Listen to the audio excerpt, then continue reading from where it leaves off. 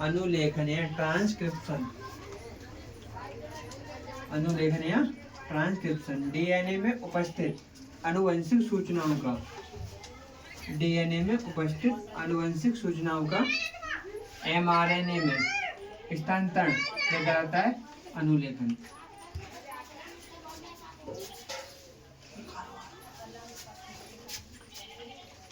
ठीक है, यानी डीएनए में उपस्थित आनुवंशिक सूचनाएं होती हैं, उनका एमआरएनए में ट्रांसफर होना क्या कहलाता है?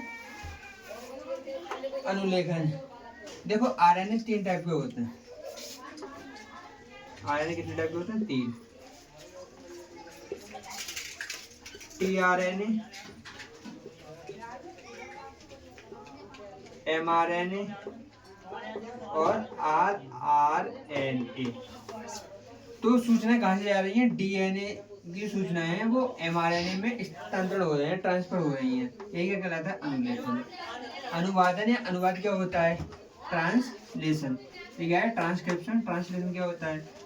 एमआरएनए में अणु पर, देखो आरएनए का एमआरएनए में अणु पर, एमआरएनए अणु पर कोडेड रूप में, यानी कुछ कोडित रूप में उपस्थित आनुवंशिक सूचनाओं के आधार पर एमिनो अम्ल के बहुलकीकरण द्वारा पॉलीपेप्टाइड चेन के राइबोसोम पर होने वाला निर्माण क्या कहलाता है? अनुवादन। देखो आगे देख रहे हो, एमआरएनए अणु पर, एमआरएनए अणु पर कोडित रूप में उपस्थित आनुवंशिक सूचनाओं के आधार पर, जो आनुवंशिक सूचना है उनके आधार पर एमिनो अम्ल का क्या हो जाता है? बहुलकीकरण। क्या हो जाता है? बहुलकीकरण, जिससे पॉलीपेप्टाइड चेन के जो राइबोसोम होते हैं उनका निर्माण होने लगता है, यानी पॉलीपेप्टाइड चेन के राइबोसोम पर होने वाला निर्माण क्या कहलाएगा? अनुवादन।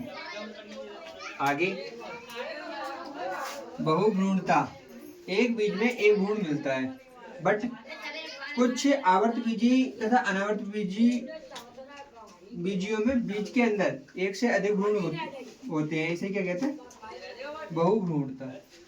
ठीक, तो हमने 3 चीज समझी, अनुलेखन, ट्रांसक्रिप्शन, अनुवादन, ट्रांसलेशन, और बहुभ्रूणता, पॉलीम्ब्रीनोई। अनुलेखन ध्यान रखिएगा, डीएनए में जो उपस्थित सूचनाएं हैं वो किसमें जा रही हैं? एमआरएनए में ट्रांसफर हो रही हैं।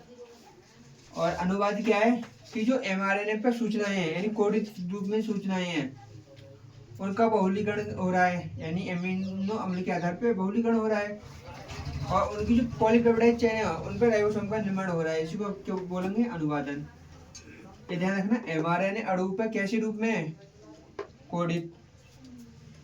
और जो आनुवंशिक सूचना है के आधार पर एमिनो अम्लों के बहुलकीकरण द्वारा पॉलीपेप्टाइड चेन के राइबोसोम पे होने वाला निर्माण क्या कहलाता है?